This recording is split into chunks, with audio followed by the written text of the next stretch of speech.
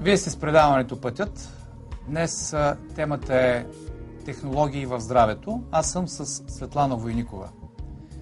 В предварителния разговор говорихме с теб за квантовия анализатор, приложенията на квантовата медицина и на всички нови открития от последните 30-40 години.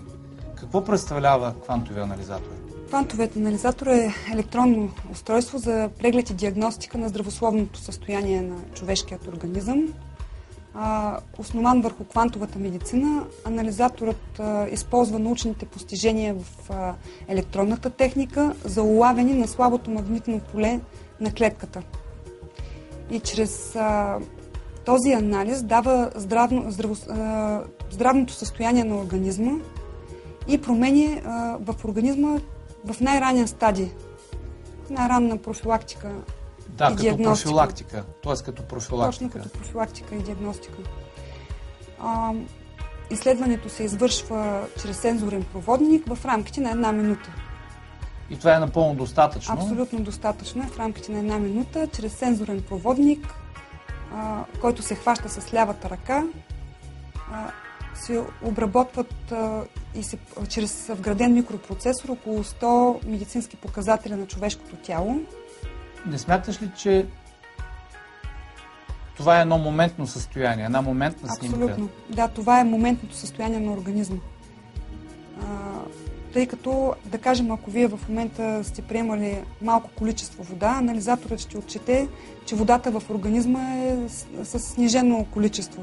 Обаче, ако дойдете след 2 часа и сте се оводнили достатъчно добре и сте изпил 2 литра вода, анализаторът ще покаже, че водата в организма е абсолютно достатъчна. Болезнено ли е измерването? Измерването не е болезнено. Става чрез сензорен проводник, както казах. Усеща се съвсем леко трептение. Не е инвазивен, не е кръвен метод. Какви показатели се използват, за да се направи точно отчитане? Тоест, какъв е метода? Да. Значи, като цяло, по принципа малко да ви запозная на работа как е. Човешкото тяло е съвкупност от клетки, които постоянно умират, развиват се и отново се размножават. Клетките се подновяват чрез деление. На всяка 1 минута се умират около 25 милиона клетки и на всяка минута също се обновяват около 100 милиона кръвни клетки. В процеса на клетъчното деление ядрото и електроните, които са основната единица на клетката, се движат с висока скорост и излъчват постоянно електромагнитни вълни. Тези електромагнитни вълни и сигналите могат да бъдат различни при добро здраве, болест, хранене и много други показатели. Характеристиката на тези вълни всъщност улавя уреда? Точно това прави уреда, да.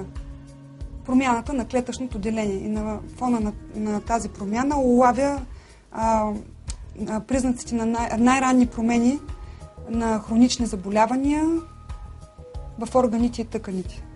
Алтернативата на такъв тип анализ предполагаме кръвна картина, цялостно медицинско изследване, което е с много по-обемиста медицинска апаратура, предполага и много по-скъпоструваща. Точно така е.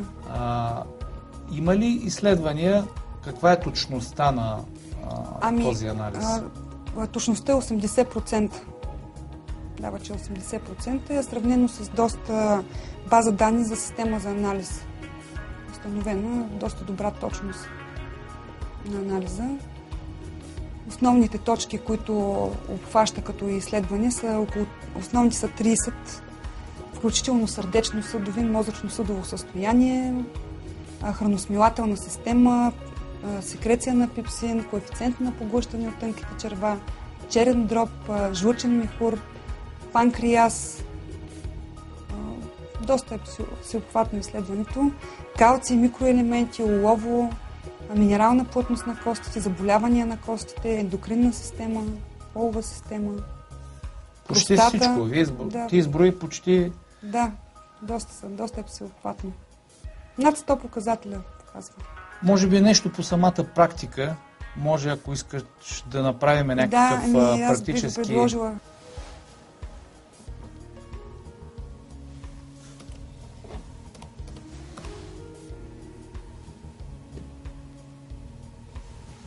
Сега с лявата ръка хващи сензората надолу. Точно така. И през това време няма да говорите.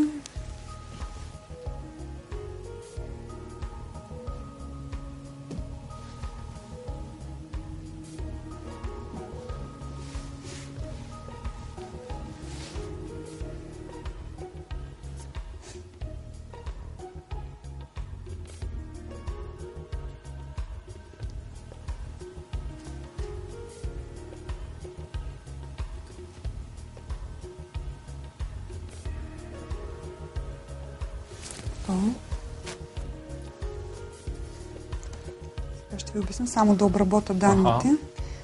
Отворих графа произволно микроелементите на човешкото тяло, вашия резултат. И тук виждаме калций, желязо, цинк, селен, витамин А, С, Е, К, В1, В2, фолиева киселина, В3, В6, В12 и Д3. И от проведеното изследване виждаме измерваните стойности на калция, които имат тук умерено нарушение, което означава, че вие поемате по-малко количество калций. Ти поемаш по-малко количество калций. Желязото също е малко нарушено, умерено нарушено, което може да говори за желязодефицитна анемия. Селена също леко нарушен. Витамин А и С със сигурност. Значи приемаш по-малко витамин А и С. Витамин К и В1 също са нарушени. И тук вече можем да направим един извод. Една хубава комбинация с хранителни добавки. Приемане на калций, приемане на желязо и витамини от група Б, А и С. Това е като препоръка към мен. Да, това е към теб.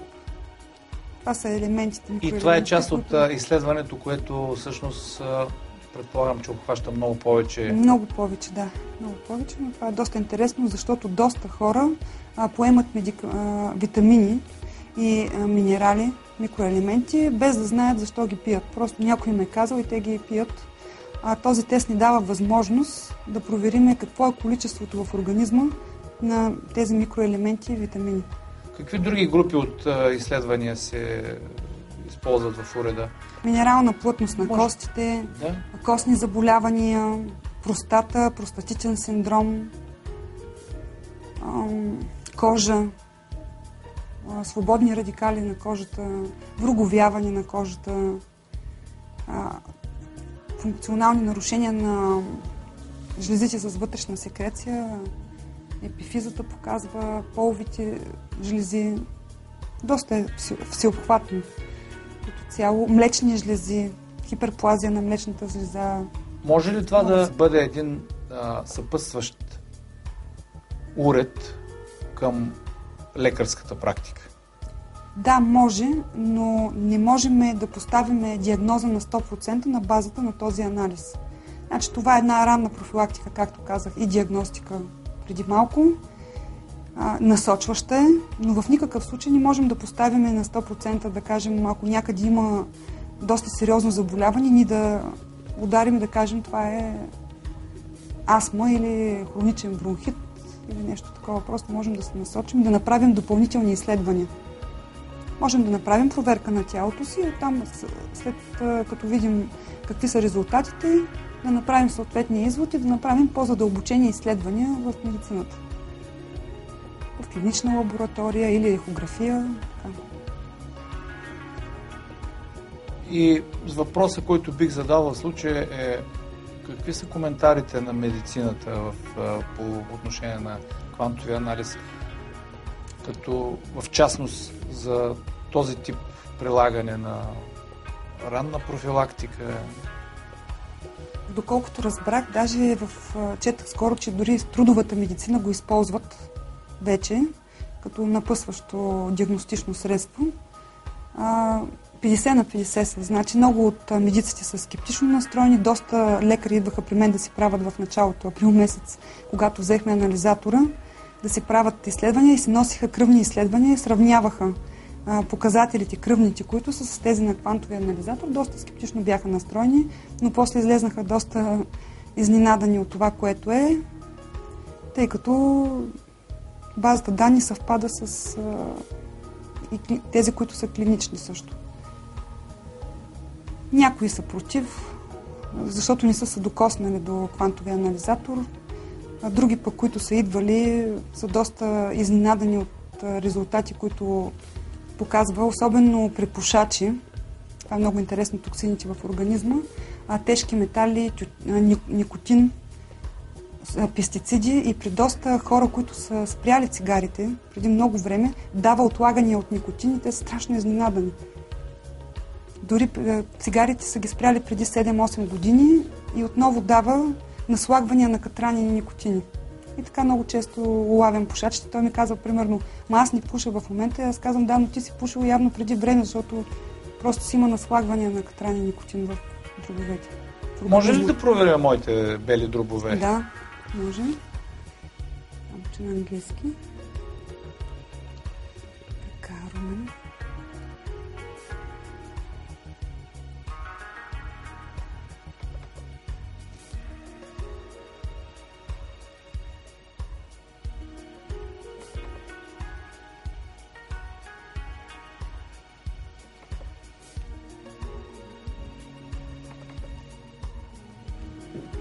Значи нямаш абсолютно нищо. Нито тежки метали, нито стимулиращи напитки, не прекаляваш с кафетата и черните чайове. Електромагнитни лъчения също нямаш, но си на горна граница. Значи нормата е до 167, твоето е 157. Това са облъчванията. Табако, нали, никотина, цигарите, няма абсолютно нищо, но пак е нагоре. Значи 0,453 е горната граница, твоето е 0,451, може би. Активен непушач. Активен непушач, да. Тежки метали, казах, че нямаш, както и пестициди. Явно водиш доста здравословен начин на живот или поне се стараеш за такъв. Така е, категорично. Категорично не съм пушач. Категорично не съм пушач. Нова технология, квантова медицина, квантова физика от последните 50-60 години въобще се споменава този термин. Какво е бъдещето? Смятам, че все по-често ще се използва квантовата медицина за бъдеще. Смятам, че това е бъдещето. И в лечение, терапии, и в диагностика. Все по-често хората се насочват към такъв вид диагностика и такъв вид терапия, защото е нещо различно и в същото време има добри резултати. Този метод на измерване подходящ ли е за деца, за бременни? Подходящ е за бременни, да, тъй като е абсолютно безвреден, но за деца не. До 10 годишна възраст не може. Даже самия софтуер е направен така, че въвеждайки данните на детенце, примерно, което е до 7-8 годишно или до 10 годишна възраст, автоматично системата изхвърля информацията, която се вкарва, защото до 10 годишна възраст децата са в абсолютно активен растеж и може да ни подведе анализатор и да даде много грешни показатели. Затова се прави на деца след над 10 годишна възраст, когато не са в толкова активен растеж. Защото при тях абсолютно всичко много бързо се променя, всичко бързо се развива. Благодаря ти. Надявам се, че сме били полезни. И аз ви благодаря за поканата още веднъж. Да. Сега продължаваме с една от новите ни рубрики. Фъншуй. Диана Григорова ще ни запознае с летящите звезди за 2012 година. За това как да неутрализираме лошите им влияния и как да засилим положителните.